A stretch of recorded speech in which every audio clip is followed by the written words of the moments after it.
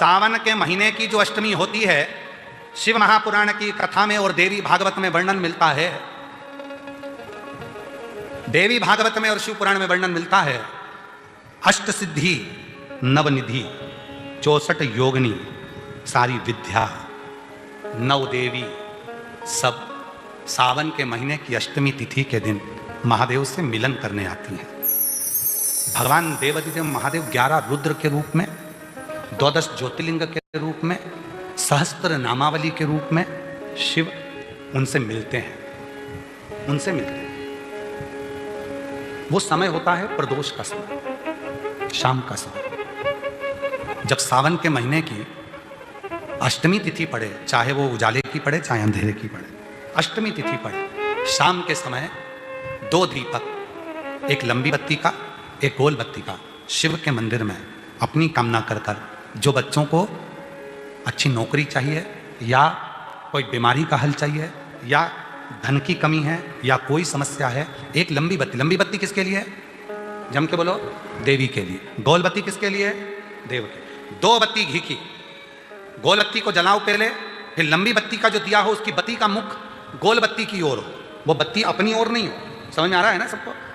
जो बत्ती होती है शंभू, ये जो बत्ती का मुख है, देखो ये दिया, ये लंबी बत्ती, ये गोल बत्ती, तो ये जो गोल बत्ती है आपने यहां जलाई, और ये लंबी बत्ती जो है ना, इसका मुख गोल बत्ती की ओर। 64 योगिनियां, अष्ट सिद्धि, नवनिधि, 9 देवियां, सारी विद्या, शिव जी की जो गोल बत्ती है, शंकर क्या है? ज्योतिर्लिंग, ज्योतिर्स्वरूप। माँ दुर्गा क्या है? ज्योति स्वरूपा। क्या कहते हैं? ज्वाला महारानी की, ये ज्योति के रूप में। जब हम गोल बत्ती के सामने अष्टमी के दिन प्रदोष के समय पर लंबी बत्ती का दीपक, पहले गोल बत्ती का दिया जलाया, फिर ये लंबी बत्ती का मुख उधर की ओर कर दीपक को जब हम प्रज्वलित करते हैं और अपनी जो कामना दोनों दीपक के सम्मुख में करते हैं, वो कामना पूर्ण होकर ही रहती है।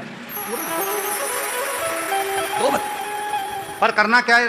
दोनों अष्टमी है। सावन के महीने में जो उजाले पक्ष की अष्टमी आएगी उस पर भी करना है, जो अंधेरे पक्ष की आएगी उस पर भी।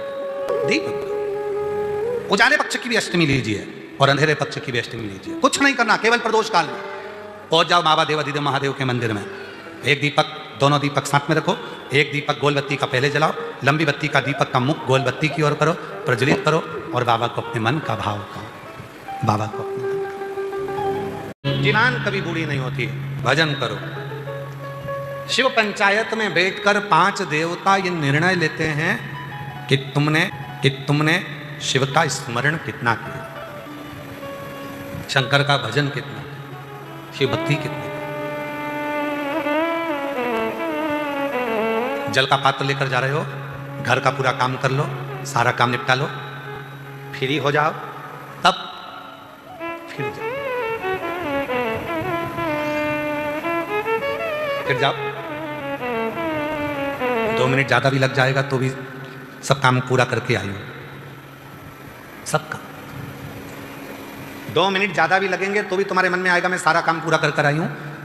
2 मिनट ज्यादा लग जाएंगे, झाड़ू पोछा लगा लूंगी, सेवा कर लूंगी, भगवान से लाएगा कोई। पर घर में बुजुर्ग माँ बाप खड़े हुए हैं, पति चिल्ला रहा है, बच्चे स्कूल जाने के लिए तैयार हो रहे हैं, और उस बीच में तुम तैयार होकर जल लेकर शिव के मंदिर चले जाओ, शिव स्वीकार नहीं करेंगे। सावन के महीने में शुक्ल पक्ष की भी अष्टमी पड़ेगी और कृष्ण पक्ष की भी अष्टमी पड़ेगी। बोलो पड़ेगी कि नहीं पड़ेगी? दोनों पक्ष में अष्टमी पड़ती है। और मेरी जीजियों, शिव को गिनकर मत देना। चावल का दाना हो, बेलपत्र हो, जल हो, फूल हो, शिव को नहीं, आपकी मर्जी पड़े उतना दे दो, समर्पित है, समर्पित। श्रावण महीने की दोनों अष्टमियों में से कोई भी अष्टमी, ये भी जरूरी नहीं है कि सोमवार की ही अष्टमी थी। श्रावण महीने की दोनों अष्टमियों में से कोई भी अष्टमी को, आज भी नियम है महाराज, कोई मदिरापान में डूबा है, कोई वेश्यावृत्ति में डूबा है, कोई मांसाहार में डूबा है, कोई गलत काम में जुए आदि में डूबा हुआ है, तुम छुड़ा कर रह गए कि मत जा, मत कर, तुम छुड़ा कर रह गए। तो शिव महापुराण का एक बड़ा सुंदर भाव वर्णन करा गया हमारा, बड़ा सुंदर भाव। महाराज शमी के 5 पत्ते, बेलपत्री के 5 पत्ते, बेर के 5 पत्ते, क्या क्या चीज है जरा जम के बोलो। शमी के 5 पत्ते, बेर के 5 पत्ते और बेलपत्री के 5 पत्ते। महाराज बेर के पत्ते पर लाल चंदन, बेलपत्री के पत्ते पर पीला चंदन, शमी के पत्र पर केवल कोई चंदन लगाने की जरूरत नहीं, सादा केवल एकदम कुछ भी उसमें लगाकर नहीं, सिंपल। पहले लाल चंदन वाले पत्ते, फिर बेलपत्री के पत्ते, फिर शमी के पत्ते शिवलिंग के ऊपर समर्पित कर कर उसको उठाकर वापस लाकर बेलपत्री के पेड़ के नीचे ही 1 लोटा जल समर्पित कर कर पहले पत्ते चढ़ा देंगे, फिर लोटा भर जल समर्पित कर देंगे। उसी चढ़े हुए पत्तों में से 5 बेलपत्र को लेकर अपने घर आ जाए और अवधूतेश्वर महादेव, कौन से महादेव? अवधूतेश्वर महादेव। ये अवधूतेश्वर महादेव कौन से हैं? आपको कथा में कई बार वर्णन करा गया है। शंकर भगवान को क्रोध आया, ब्रह्मा जी ने क्रोध को लिया, समुद्र में डाला। उस रूप को क्रोध का एक रूप था, क्योंकि जो मदिरा पान करने वाले होते हैं, व्यसन करने वाले होते हैं, गलत काम करने वाले होते हैं, इनको सुधार कर जाओ। जितना तुम समझाओगे ये उतना कबूल होंगे। तुम बच्चों से कहोगे गलत लड़के के साथ रहना मत रहे, तो और ज्यादा क्रोध करेगा, और चिड़चिड़ करेगा, और अपशब्द कहेगा। तो ये क्रोध को संयमित कर अवधूतेश्वर महादेव। अवधूतेश्वर महादेव का स्मरण कर 5 पत्तों को लेकर आइए। कुछ समय बाद जैसा जैसा समय की अनुकूलता मिले, आप किसी मदिरा का पान करने वाले या किसी व्यक्ति को वो पत्ते दोगे या प्रसाद के रूप में दो तो अच्छी बात है, नहीं तो उस पत्ते का थोड़ा थोड़ा भाग भी प्रतिदिन मात्र 21 दिन तक अगर थोड़ा थोड़ा भाग भी दे दिया जाए तो धीरे धीरे धीरे धीरे मदिरा पान, व्यसन, गलत आदतें छूटना प्रारंभ हो जाती है और वो शंकर की शरणागति ग्रहण करते हैं। श्रावण महीने की अष्टमी तिथि आए, धतूरा चढ़ाने का भी एक क्रम है। हल्दी में भिगो कर धतूरा चढ़ाया जाता है लक्ष्मी के लिए, चंदन में भिगो कर धतूरा चढ़ाया जाता है आयु की वृद्धि के लिए। अबीर, अबीर एक सफेद कलर का बॉर्डर होता है, अबीर गुलाल जो होती है, गुलाल में अबीर डलता है, चमकदार आपने देखा होगा अबीर। तो अबीर में धतूरा जो भिगो कर चढ़ाया जाता है, अबीर को लगाकर चढ़ाया जाता है, वो रोग मुक्ति का होता है। क्या के लिए होता है वो? रोग मुक्ति, रोग की। धतूरे का भी स्मरण होता है महाराज। बहुत भारी रोग है, बीमारी लग गई है, डॉक्टर अपना काम कर रहे हैं, घर का व्यक्ति बहुत बीमार हालत में पड़ा हुआ है, तो श्रावण महीने की बेलपत्री के वृक्ष के नीचे भी शिवलिंग का निर्माण कर धतूरा समर्पित करा जाता है, जिससे रोग से मुक्ति होती है। उसमें ना तो हल्दी लगाई जाती है, ना चंदन लगाया जाता है, ना भी लगाया जाता है, केवल धतूरा चढ़ाया जाता है। अगर अष्टमी तिथि पड़े और उस दिन अगर 5 बेलपत्र भगवान शिव को समर्पित कर दिए जाए तो व्यक्ति जो सोचकर जिस कामना से, जिस मनवांछित फल के लिए बेलपत्र चढ़ाता है, उसकी वो कामना मात्र 3 महीने में पूरी हो जाती है। हो रही है, बहुत समय से लगन देख रहे हो, शादी नहीं हो रही, बहुत समय से परेशान हो गए कि विवाह नहीं हो रहा, हम तो टेंशन में पड़ गए, लड़की 28 साल 30 साल का लड़का हो गया, विवाह नहीं हो रहा, कुछ मत करो। श्रावण महीने की अष्टमी तिथि आए तो अशोक सुंदरी वाली जो जगह है वहां पर हल्दी की 7 बिंदियां लगा दो, लड़का लड़की का हाथ उस बिंदी पर लगवा दो, उसका नाम गोत्र बोलो, उसी हल्दी में उसके हाथ पीला करवा दो और पीपल के पेड़ पर उस हाथ के 5 छापे पड़वा दो। 3 महीने में विवाह पक्का हो जाता है महाराज। उसका इतना, अशोक सुंदरी के उस हल्दी का इतना प्रमाण। भगवान को धतूरा कब चढ़ाना चाहिए उसका विशेष ध्यान रखें। ये धतूरा शिव जी को चढ़ाना, बेलपत्र शंकर भगवान को चढ़ाना, दोनों में अंतर है। बेलपत्र आप प्रतिदिन भगवान शिव को चढ़ा सकती हो, बेलपत्र आप भगवान शंकर को रोज चढ़ा सकती हो, प्रतिदिन समर्पित कर सकती हो। पर धतूरा जो है जिसमें कांटे कांटे रहते हैं, गोल सा रहता है, उस धतूरे को हम शिव जी को जब चढ़ाएं तो विशेष ध्यान रखें कि जैसे कोई विशेष फंक्शन हो, विशेष उत्सव, विशेष मनोरथ। आज तुम्हारे मन में कोई भाव उत्पन्न हो गया कि मेरे बाबा की कृपा हो जाए और मेरा ये कार्य, तो तुम्हारे मन में आया तो तुमने धतूरे को समर्पित करा। कि चतुर्मास के 4 महीने अगर आप व्रत नहीं कर सकते, आराधना नहीं कर सकते, पूजन नहीं कर सकते, तो देवादिदेव महादेव ने अपना 1 महीना दिया है, श्रावण का महीना दिया। श्रावण के महीने भी पूरे महीने अभिषेक नहीं कर सकते, पूजन नहीं कर सकते, अर्चना नहीं कर सकते, तो देवादिदेव महादेव ने श्रावण के महीने के सोमवार दिए। और अगर श्रावण महीने के सोमवार को भी हम भगवान का अभिषेक नहीं कर सकते, ब्राह्मण देवता को घर में बुलाकर अभिषेक पूजन नहीं करवा सकते, श्रावण महीने में भी अगर 4 या 5 सोमवार पड़ते हैं और इन सोमवार को भी हम भगवान शिव की आराधना नहीं कर सकते, तो देवादिदेव महादेव की कथा कहती है कि उस महीने भर में शिवरात्रि का वर्णन कर दिया कि कम से कम सावन के महीने की शिवरात्रि के दिन ही पार्थिव शिवलिंग का निर्माण कर पूजन कर अपनी मन की कामना कर देवादिदेव महादेव की आराधना कर लो तो पूरे चतुर्मास के पुण्य का फल। चतुर्मास यदि किसी भी अष्टमी तिथि को 12 महीने में शुक्ल पक्ष कृष्ण पक्ष की अष्टमी तिथि पड़ती है, यदि किसी भी अष्टमी तिथि को अगर किसी ने नियम बनाया 5 अष्टमी का, 8 अष्टमी का, 7 अष्टमी का, 1 कनेर का पुष्प शिवजी के शिवलिंग को समर्पित करना, अशोक सुंदरी के स्पर्श करना, और जो जलाधारी होती है, जैसे ये शिवलिंग है, ये जलाधारी है, तो पहले शिवलिंग पर स्पर्श, फिर अशोक सुंदरी का स्पर्श, फिर जलाधारी पर कनेर का पुष्प शिव जी की ओर मुख कर कर, अर्थात जैसे मानो ये कनेर का पुष्प है, तो ऐसा शिवलिंग का स्पर्श करते हुए जलाधारी पर जो समर्पित करता है, भगवान शंकर उसके मन की कामना को पूर्ण जरूर करते हैं। एक कनेर का पुष्प, नवमी तिथि या नौमी तिथि किसी भी महीने की, चाहे शुक्ल पक्ष की हो चाहे कृष्ण पक्ष की हो, अष्टमी और नौमी तिथि, ये दो तिथियां ऐसी हैं, मान लो तुम्हारा पैसा तुमने किसी को दिया, 5 लाख, 4 लाख, 3 लाख, 10 लाख, 8 लाख, 2 लाख, 50,000, 25,000, 20,000, 40,000, और वो पैसा नहीं दे रहा आपको, आप हार गए कह के कर, फोन लगा कर, भैया दे दे रहे, परेशानी है, दे दे रहे भैया, हम तो परेशान हो गए, और हार गए, नहीं मिल रहा, बहुत परेशान। तो महाराज किसी भी अष्टमी या नौमी तिथि के दिन आप मां जगतजननी जगदम्बा का शिव के साथ में शिव शक्ति का स्मरण कर कर देवी के नाम की 9 आहुतियां, सूखे बीले की, मतलब बीला जो सूख चुका है, उसकी 9 आहुतियां अग्नि में शंकर और सती के नाम से, शंकर और शिव के नाम से समर्पित करें, और आखिरी आहुति जो समर्पित करें उसमें थोड़ा सा भाग तिल का, और तिल भी काली नहीं चढ़ती उसमें, श्वेत तिल का भाग उसके साथ लगाकर समर्पित करें, और जिससे धन लेना है उसका नाम लेकर वो समर्पित करें महाराज, उसको सुध आएगी और वो पैसा किसी भी हाल में आपके हाथ में थमाकर जाएगा ही, ये पक्का है।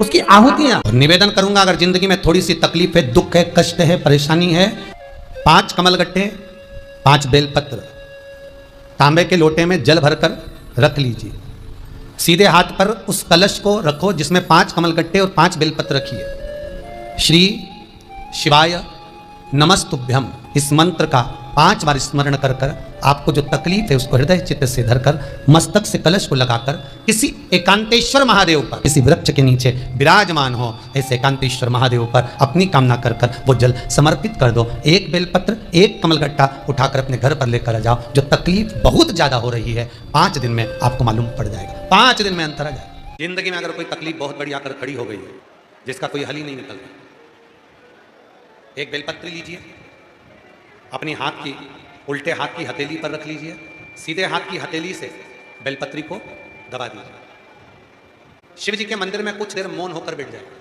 जैसे सनकादि ऋषि बैठे हैं, चारों की चारों भाई सनकादि ऋषि शिव जी के मंदिर में मौन होकर बैठे हैं, एक हाथ से उन्होंने अपने हृदय को भाव से समाहित किया।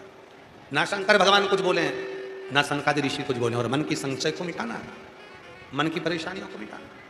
हाथ रखो, 1 बेलपत्र उल्टे हाथ पर रखकर सीधे हाथ से उसको दबाकर मौन होकर कुछ देर बैठिए, अपने मन में जो समस्या है उसका स्मरण करिए, और शिव जी से अपने मन की बात कहकर श्री शिवाय नमस्तुभ्यम कहकर, ओम नमः शिवाय कहकर उस बेलपत्र को अशोक सुंदरी वाली जगह पर समर्पित कर दिया। शिव जी को ये जो अपने मन का भाव कहकर मौन रहकर चुप रहकर आप जो बेलपत्र समर्पित कर रहे हैं उसकी डंडी उत्तर की ओर मुखी हो और बेलपत्री अशोक सुंदरी वाली जगह पर समर्पित कर दो। 3 या 4 बार आप मौन होकर अपने मन की बात कहकर उल्टे हाथ में बेलपत्र रखकर सीधे हाथ से उसको दबाकर जब हृदय से शिव को अपने मन का भाव कहते हो, 5 या 7 दिन के अंदर उसका हल होना प्रारंभ हो जाता है। महीने में, 2 महीने में, 3 महीने में 1 बार करिए, जीवन में किसी के आगे हाथ फैलाने की जरूरत नहीं पड़ेगी। इतनी संपदा बाबा, इतनी संपदा। बेलपत्र की पूजन करें। कभी दिल कर जाए तुम्हारा तो कभी महीने में, 1.5 महीने में, 2 महीने में बेलपत्र के पेड़ के नीचे जल लेकर बैठो। बेलपत्र के वृक्ष के नीचे दूध नहीं चढ़ाना, बेलपत्र के वृक्ष के नीचे दही नहीं चढ़ाना, शहद भी नहीं चढ़ाना। बेलपत्र के वृक्ष के नीचे जब आप बैठते हैं, बेलपत्र पूजन का एक विधान होता है कि जब हम बेलपत्र की पूजन करते हैं तो 2 कलश पानी के भरे हुए, एक अपने सीधे हाथ की ओर एक उल्टे हाथ की ओर रखा जाता है। पूजन की थाली बीच में रखी जाती है। 2 बत्ती का, लंबी बत्ती का, 2 बत्ती लंबी घी की जलाई जाती है। लंबी बत्ती बेलपत्र के वृक्ष के नीचे 2 बत्ती लंबी जोड़ा बनाकर उसको जलाया जाता है। फिर दोनों हाथ में कलश में जल है, बेलपत्र के वृक्ष के नीचे दोनों हाथों का जल धीरे धीरे शिव जी का स्मरण कर कर, नारायण लक्ष्मी का स्मरण कर कर, माँ आदिशक्ति गौरा का स्मरण कर कर, रिद्धि सिद्धि गणेश का स्मरण कर कर उसको चढ़ाओ। प्रार्थना करो, विनय करो, मेरे जीवन में बहुत कष्ट है, उसको मिटाना है आपको। शिव आपसे प्रसन्न होते हैं, वैसे मेरी जिंदगी भी प्रसन्न करना है आपको। जल चढ़ाकर दोनों पात्रों का थोड़ा थोड़ा जल कलश में बचा लेना है, पूरा पात्र खाली नहीं करना है, दोनों को वापस रखना है। और थोड़ी सी हल्दी पिसी हुई शिव जी के उस बेलपत्र पर लगाएं, थोड़ा कुंकुम वो भी बेलपत्र पर लगाएं, 5 दाने अक्षत के केवल 7 दाने अक्षत के बेलपत्र को छुआकर अपनी थाली में रख लें। घर पर जब जाएं तो वो 7 दाने अक्षत के और बेलपत्र के वृक्ष में जो चढ़ा हुआ थोड़ा सा जल बचा कर लाए हो वो घर में छींट कर 7 दाने पूरे घर में डालना प्रारंभ करें। महीने में, 2 महीने में, 3 महीने में एक बार करिए। जीवन में किसी के आगे हाथ फैलाने की जरूरत नहीं पड़ेगी, इतनी संपदा बाबा देगी। संपदा बेलपत्र की महत्वता को लोग जानते नहीं है। एक प्रदोष की महत्वता, एक बेलपत्र की महत्वता। सावधानी से समझना, सावन का महीना है, बहुत प्रेम से समझिएगा। शिव की परिक्रमा जो हम करते हैं उस परिक्रमा का फल हमें बाबा कब प्रदान करते हैं वो समझने वाला विषय। हमारे शास्त्र कहते हैं कि शंकर की 3 परिक्रमा करो या भगवान की 3 परिक्रमा करो या देवता की 3 परिक्रमा करो। परिक्रमा का फल कब मिलता है? परिक्रमा का अंश फल कब मिलता है? शिवलिंग जलाधारी मंदिर के बीचों बीच है। जब मंदिर के बीचों बीच है, नंदी बाहर है, आपने परिक्रमा करना प्रारंभ करा, पूजन करने के बाद यहाँ तक गए, यहाँ से पानी बहता है, जल बहता है, तो हम इसको लांघते नहीं है। नहीं लांघते ना, इसको लांघते नहीं है। जब हम परिक्रमा करने के लिए यहाँ तक जब पहुँचते हैं, पहुँचने के बाद यहीं से थोड़ा सा पीछे हटकर हमको शंकर के शिवलिंग के वहीं से खड़े होकर नंदी का दर्शन करना चाहिए। जब हम परिक्रमा कर कर वापिस लौटते हैं, नंदी का इस शिवलिंग के सम्मुख से जब बाहर बैठे नंदी का हम दर्शन करते हैं और वापिस अपनी जगह पर आकर खड़े होते हैं, तब हमारी परिक्रमा एक पूरी मान ली जाती है और उसका फल हमें प्राप्त होता है। उस परिक्रमा का फल हमने शंकर भगवान की परिक्रमा करी, किसी ने कहा आदि परिक्रमा करो, हम यहाँ तक गए, यहाँ से लौटकर वापिस आ गए। उस परिक्रमा करते समय हमने नंदी का दर्शन एक बार भी नहीं करा। अगर नंदी का दर्शन नहीं करा तो उस परिक्रमा का कोई फल हमें प्राप्त नहीं हो सकता। उस परिक्रमा का कोई फल हमें प्राप्त नहीं। अब 3 परिक्रमा हमारा वर्णन किया, तो 3 परिक्रमा क्या करोगे? यहाँ वापिस आओगे, यहाँ वापिस जाओगे क्या? बोलो जम के, वापिस जाओगे क्या? नहीं। 3 परिक्रमा शंकर भगवान की जो वर्णन करी गई, यहां से चले, यहां पहुंचे, पहुंचने के बाद आपने यहां शिव जी का शिवलिंग के वहीं से नंदी का दर्शन करा, फिर वापिस पलटे, फिर नंदी का दर्शन करा, फिर पलटे, फिर नंदी का दर्शन करा। यहां खड़े होकर आप जब 3 बार नंदी का दर्शन कर लेते हो, एक ही परिक्रमा में 3 बार नंदी का दर्शन कर लेते हो, तो 3 परिक्रमा का फल प्राप्त हो जाता है और हमारा वो कार्य सफल हो जाता है। 3 परिक्रमा का फल हमें प्राप्त। एक बेलपत्र, एक दुर्वा, एक चावल का दाना रखकर आपने दिल से 108 बार श्री शिवाय नमस्तुभ्यम घर में बोलो और अपना जो पानी का स्थान होता है, मटका, हंडा, परिंदा, जिसको आप क्या बोलते हो यहाँ हमें नहीं मालूम, उसका स्पर्श कराकर आपके घर के नजदीक में जो शंकर का मंदिर हो, उस शंकर के मंदिर में उत्तर की ओर मुख कर वो बेलपत्र, दुर्वा, चावल का दाना शिव जी पे समर्पित कर दो। अगर लगातार 20 दिन भी आपने रोज प्रतिदिन अगर समर्पित करा है तो 21वां दिन आपका जो भी दुख है वो धीरे धीरे कटना प्रारंभ हो जाए। शिवलिंग में 5 जगह ऐसी होती है जहां पर अगर चंदन का लेपन कर दिया जाता है तो विपदा, बांधा, तकलीफें, कष्ट दूर होता चलेगा। 5 स्थान बता, उसको समझिए। शिवलिंग को अपन मान लो, इसको जलाधारी मानो, जहां से जल बहता, ठीक है। ये गोल भाग जलाधारी जिस पर शिवपिंडी रखिए, यहीं पर अपन गणेश जी, कार्तिकेय का स्थान, बीच में अशोक सुंदरी का स्थान मानो। अब इसको समझिएगा। 5 स्थान बताए। पहला स्थान भगवान शंकर के पूरे शिवलिंग का मध्य भाग, ये पूरा जो शिवलिंग है शिव जी का, उस शिवलिंग का मध्य भाग प्रथम। द्वितीय है जहां पर गंगा का अविरल धारा निरंतर बह रही है, द्वितीय स्थान गंगा की धारा का मूल बिंदु शिखा, पहला। दूसरा, तृतीय स्थान उसी के सामने जो जलाधारी का पटका दिख रहा हो, दिखता है जलाधारी का सामने का हिस्सा, भीतर का हिस्सा नहीं, जिस पे रखा है वो हिस्सा नहीं, सामने जो दिख रहा है। 1, 2 और तृतीय स्थान मां अंबा जगदम्बा के कंठ भाग पर चंदन का लेप महाराज। 3 स्थान ये बताए। चौथा स्थान जहां से जल नीचे गिर रहा है, जल गिरने का जो स्थान छोटा सा एक भाग रहता है, जितनी जगह रहती है उसके मध्य भाग, चतुर्थ स्थान। और 5 नंबर का जो भाग बताया गया वो अशोक सुंदरी का स्थान। ये 5 स्थान ऐसे हैं जहां चंदन का थोड़ी सी बिंदी भी अगर हम लगा देते हैं तो कैसी भी विषम परिस्थिति हो वो टल जाती है और बाबा की कृपा होना। सावन के महीने में अष्टमी तिथि आए, उन दीप को भगवान के सामने प्रज्वलित कर 5 दिए अपने दरवाजे के पास में बाहर की ओर रख देता है, उसके घर में कभी रोग, बीमारी और लक्ष्मी की कोई कमती नहीं होती, उसका जीवन सार्थक हो जाता है। मान लो कोई व्यापार, कोई दुकान, कोई फैक्ट्री आपकी ठीक नहीं चल रही है, आप ठेला लगा रहे हो, सब्जी की दुकान लगा रहे हो, कोई दुकान खोल कर बैठे हो, कोई फैक्ट्री लगा कर बैठे हो, कोई व्यापार कर रहे हो और उस व्यापार में तुम्हें आनंद नहीं आ रहा, बहुत तकलीफ चल रही है, बहुत तकलीफ, सब कुछ करके देख लिया पर वो तकलीफ मिटी नहीं रही, तो थोड़े दिन, थोड़े समय किसी भी शंकर के मंदिर में बटकेश्वर महादेव के नाम से एक बेलपत्र चढ़ाने का तरीका जरा समझ लेंगे। आप अगर जिस दिशा में खड़े हो, अगर आप शंकर के शिवलिंग के इधर हो तो बेलपत्री का डंडी का मुख आपकी ओर होना चाहिए। आप इधर हो तो डंडी का मुख उधर हो, आप उधर हो तो डंडी का मुख उधर हो, आप इधर हैं तो डंडी का मुख इधर हो। बटकेश्वर महादेव के नाम से शंकर जी के मंदिर में एक बेलपत्री पर डंडी का मुख अपनी ओर होना चाहिए। जो डंडी है इसका मुख अपनी ओर। बटकेश्वर महादेव के नाम से एक बेलपत्र शंकर भगवान को समर्पित करो बटकेश्वर महादेव के नाम से। और बेलपत्र चढ़ाने के बाद में जो तुम्हारे कलश में जो जले, लोटे में जो जले, वो 7 बार, लोटे का जल 7 बार, 7 बार से मतलब है अलग से लोटा भरना नहीं है, 7 बार उसी लोटे का जल जब बेलपत्र डंडी समेत समर्पित कर दें, 7 बार उस लोटे के जल को 7 बार बटकेश्वर महादेव का नाम लेकर अपनी मन की कामना कर कर बाबा से विनती करते हुए कि बाबा मेरी ये छोटी सी अर्ज स्वीकार करते, 7 बार उस जल को चढ़ाओ। लगातार कम से कम आप 15 से 20 दिन तक लगातार बटकेश्वर महादेव के नाम से चढ़ाओगे। ऐसी कोई दुकान और फैक्ट्री नहीं तो चले नहीं और आगे बढ़े नहीं और काम सुलझे। बटकेश्वर महादेव, भगवान शंकर का ये नाम, भगवान शिव का ये स्तुति, भगवान शंकर का ये नाम बटकेश्वर महादेव। स्वयं भगवान शंकर ब्रह्मा जी का जब सिर कटकर बड़का पेड़ बन जाता है और उस पेड़ के नीचे, वृक्ष के नीचे शंकर भगवान विराजमान हो जाते हैं, शिव जी उसके नीचे विराजमान हो जाते हैं, उसी का नाम बटकेश्वर महादेव पड़ा। बटकेश्वर। आपके जीवन में ऐसा लगने लगे कि हाँ बहुत कष्ट है, कर्जा भी बढ़ गया, तकलीफें भी बढ़ गई, बहुत दुख भी बढ़ रहा है, कहीं परिवार सही नहीं चल रहा है, तो प्रयास करते रहा करो। हफ्ते में एक बार एक चावल का दाना जल के पात्र में डाल लिया, एक काली मिर्च जल के पात्र में डाल ली और उस जल को ले गए, थोड़ा सा चंदन का छींटा डाल दिया, ले जाकर शिव जी को समर्पित कर दिया। शंकर को जल चढ़ाने के लिए 5 स्थान हैं जहाँ शिव को जल चढ़ाया जाता है और शंकर उस जल को स्वीकार करते हैं, जिसको पंचगंगा कहा गया। 5 स्थान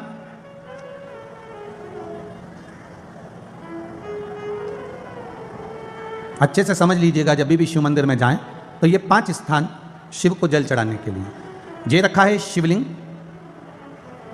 गोल जलाधारी, ये चरण जहाँ से पानी नीचे की ओर जाता है। शंकर भगवान के 13 बच्चे हैं, 13 की 13 बच्चे, शिव जी का संपूर्ण परिवार, 33 कोटि देवता, 64 योगनियाँ, सब शिवलिंग के आसपास में। आप शंकर जी के मंदिर में जाकर ये कभी ना विचार करना कि पार्वती जी को ढूंढना पड़ेगा या गणेश जी को ढूंढना पड़ेगा या कार्तिकेय जी को ढूंढना पड़ेगा या भैरव को ढूंढना पड़ेगा। हमें शंकर के मंदिर में जाकर किसी देवता को ढूंढने की जरूरत नहीं है। जहां शंकर भगवान का शिवलिंग रखा हुआ है वो माता जी का हस्तकमल है, माता पार्वती जी का स्थान है। जहां शिवलिंग रखा है वो शंकर भगवान है।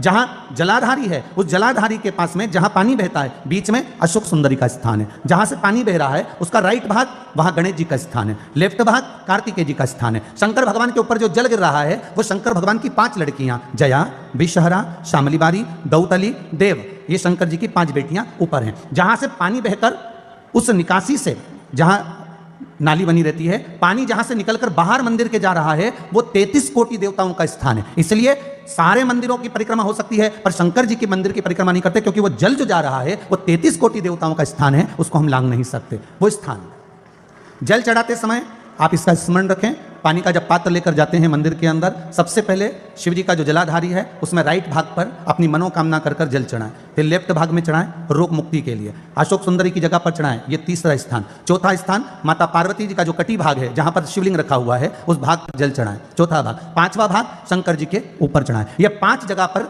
जल क्रमवाइज चढ़ाएं। आप लोग जाते हो डायरेक्ट जाकर शंकर जी पे जल उंडेल करा जाते हो,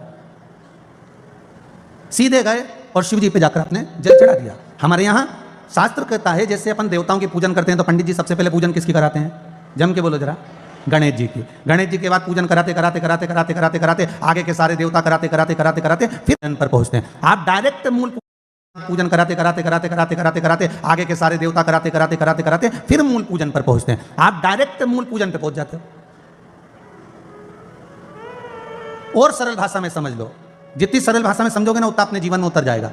इस छत के ऊपर आपको चढ़ना है, निशानी रखी है, पाए लगे हुए हैं, आप कैसे चढ़ोगे? एक एक पाए पर पांव रखकर चढ़ोगे कि डायरेक्ट पहला पे रखोगे आखिरी पर? जम के बोलिए जरा। एक एक पाए पर पांव रखोगे ना कि धीरे धीरे हमको चढ़ना है। उसी तरह शिव मंदिर में पहुंचने के बाद पहला गणेश स्थान, कार्तिकेय स्थान, अशोक सुंदरी का स्थान। अशोक सुंदरी के स्थान पर जल क्यों चढ़ाया जाता है? क्योंकि भगवान शंकर की सबसे छोटी लड़की जो है वो अशोक सुंदरी है। और ये जो छोटी लड़की है अशोक सुंदरी, ये नारी को अखंड सौभाग्यता का वर प्रदान करती है। कौन सी नारी को? किस नारी को अखंड सौभाग्यता देती है? तो महाराज शास्त्र कहता है जिस नारी के भाग्य में लिखा होता है कि इसको वैधव्य होना है, इसके पति को समाप्त होना है, अगर वो नारी अशोक सुंदरी वाली जगह पर जल चढ़ा देती है तो पति पर अगर काल भी मंडरा रहा होता है तो मां अशोक सुंदरी महाकाल से कहकर काल को टाल देती है। वो अशोक सुंदरी का स्थान, वो माता अशोक सुंदरी का स्थान। जल चढ़ाने का एक नियम है। यहां जल चढ़ाया, फिर कार्तिकेय बाबा को चढ़ाया, फिर अशोक सुंदरी को चढ़ाया, फिर कटी भाग पर। यह कटी भाग बड़ा विशेष भाग है महाराज, बहुत बहुत ध्यान दीजिएगा। जिस पति और पत्नी में विवाद होकर अदालत तक बात पहुंच गई हो और तलाक तक की नौबत आ रही हो, महाराज उनको जोड़ने के लिए यह कटी भाग मूल होता है। कौन सा कटी भाग? जहां पर शिवलिंग रखा है, जहां शिवलिंग रखा है यह कटी भाग मूल होता है। कहते हैं 5 सोमवार लिंग पुराण वर्णन कर रही है, 5 सोमवार कटी भाग पर जहां शिवलिंग रखा हुआ है, 3 उंगली में मक्खन लेकर कटी भाग पर मात्र फेर देने पर और उस पर 7 जगह चंदन लगा देने पर पति और पत्नी का संबंध कभी समाप्त नहीं हो सकता, वो जुड़कर ही रहेगा, प्रेम बढ़कर ही रहेगा। कटी भाग का बड़ा बड़ा महत्व है महाराज। शिवलिंग के कटी भाग पर स्वयं मां जगतजननी जगदम्बा अपने हस्त कमल पर भगवान शिव को झेली हुई।